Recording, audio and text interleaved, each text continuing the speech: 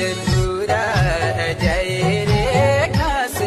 बहानाले पूरा जय रे घास बहानाले बदलो टकी सुनीता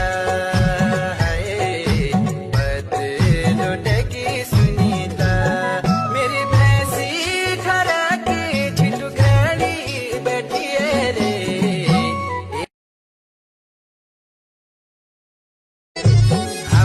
पूरा